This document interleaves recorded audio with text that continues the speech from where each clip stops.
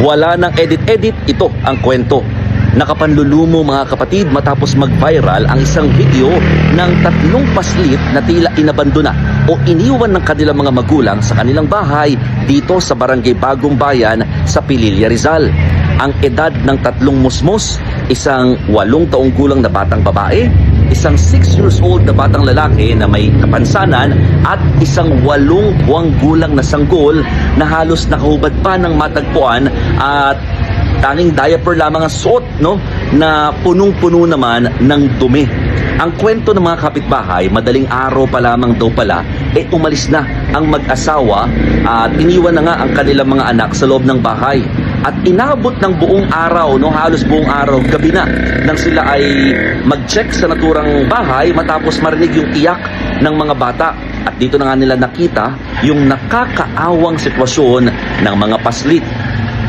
At dito, muna sila nag-i-stay sa pinaka health center ng naturang barangay, no? Dito muna na mamalagi para nga maalagaan muna sila ng mga barangay health workers at ng MSW or Municipal Social Welfare Office ng Pililla, Rizal. Actually, pakita ko sa inyo, no, yung 8-month-old na baby, punong-puno pa ng mga rashes, may mga pantal pa siya sa binti, halos sa buong katawan niya punong-puno ho ng mga sugat at talagang pantal nga at nangangayayat talaga, no, yung bata.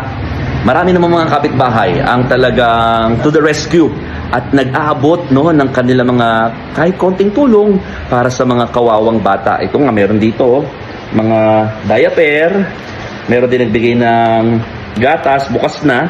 Pero, kumbaga bibigay na yung natitira sa mga bata at meron ding, bote ng panggatas, no? At pati petroleum jelly dahil nga doon sa nakitang kondisyon nga ng mga bata. Actually, may iba pa mga donation na dinala dito sa barangay na mga pagkain naman para sa mga bata. Sa ngayon, under the custody muna sila ng barangay at ng MSW habang ina-assess, no, yung sitwasyon dahil hanggang sa mga oras na ito or sa mga ngayong araw na ito, magdadalawang araw na, hindi pa rin nagpapakita yung mga magulang ng bata. Hindi raw taga rito at itong pamilya, galing silang Pasig at mahigit 1 taon pa lamang silang naninirahan dito sa Pililla, Rizal. Ang masaklap at nakakalungkot, ang kwento ng barangay, tila ginagamit pa nga raw yung mga bata sa panlilimos para magkaroon ng kita ang kanilang mga magulang.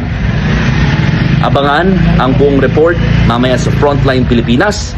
O paano? Ako po si Mon Gualvez ng News 5 at yan ang istorya ngayong araw.